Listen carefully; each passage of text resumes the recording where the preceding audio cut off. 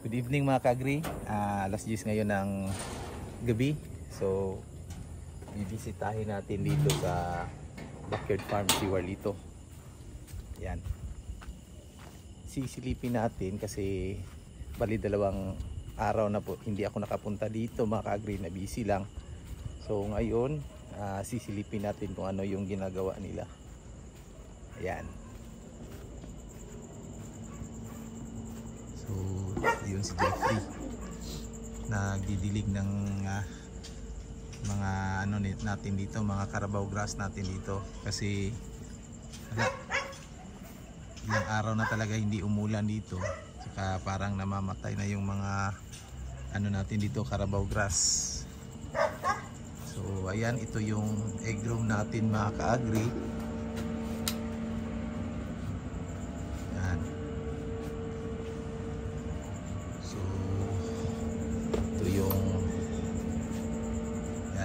Yung setter natin.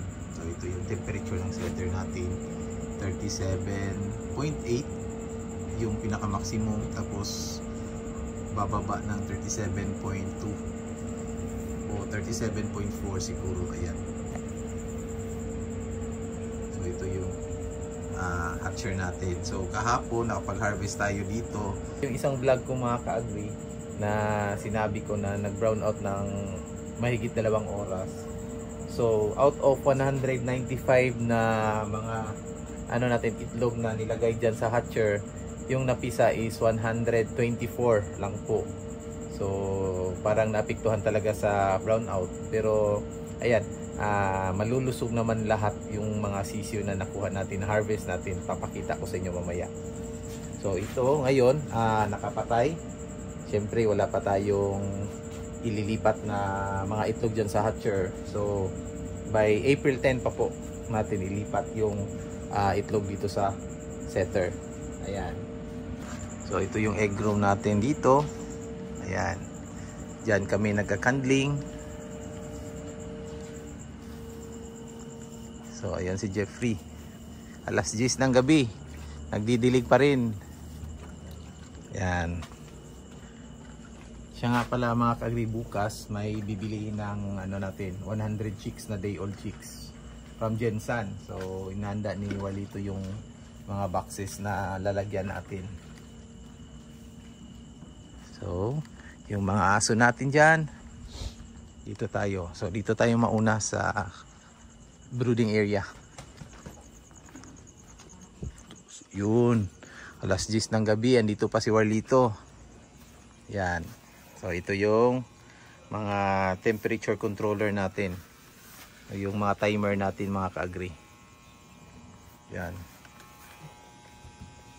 May ano. Saka ito. Dito hindi pa namin nalagyan kasi hindi pa dumating yung in-order natin sa Shopee. Yan. Ito yung mga ano natin, mga 2 weeks old. Dito mga ano 8 days, 7 days. 7 days na to, you know. 7 days old natin dito. Yan. Ito na lang yung natira kasi nabenta na natin yung iba. Yan. So puro maliliksi. Saka kondisyon talaga. Yan.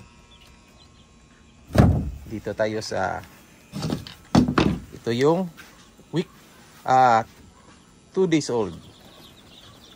Ayan. Ito yung bago nating harvest mga ka-agri. So yung 100 chicks dito bound for Jensan. Ito po ay mga Superior F1 D853. Ayan. So ito yung ginamit natin na heater. Saka ito yung timer. Saka temperature. Pagdating ng 32, kasi yung sinet namin dito is 32 degrees Celsius. Pagdating ng 32, automatic yan mag-o-off. Tapos bababa naman until 31. Ayan. So, yung pakain natin mga ka-agri ad libitum hanggang 3 weeks old. So, ibig sabihin, walang pahinga sa sa paglagay ng pagkain natin. So dapat hindi maputol yung paglagay ng mga pagkain natin. So every time na magutom yung mga chicks, so automatic may pagkain agad sa feeder natin. At syempre, yung tubig na may vitamins na Vitamin Pro, palaging meron talaga. Ayan. So dito tayo sa breeders. Siya nga pala mga kagri, hindi ko napakita kanina, nag-disinfect ako bago ako pumasok dito. So may tayo doon, may basahan tayo doon. So inapakan ko na para sure. So ito yung mga breeders natin, nagpapahinga. Kasi alas 10 na ng gabi. So itong ilaw, papatayin na ni Warlito mamaya kasi hanggang alang ito, alas 10. Para naman makapahinga yung mga breeders natin. So, ayan. May yung tubig na may Vitamin Pro. Bukas, papalitan na naman ng Egg 1000. So, ito sila. So, bali 4 itong coop. Dito. 4 na coop yung natin. Nilagyan ng mga breeders. Ayan. So, bukas ng umaga, siyempre once a day lang tayo nagpapakain. And bukas, mangungulekta na naman tayo ng mga fertilized eggs. So, ito yung record namin dito ni Warlito. Dito. So ngayon, Toy, 27 ngayon. Yung nakuha, hindi pa nalista ni Warlito.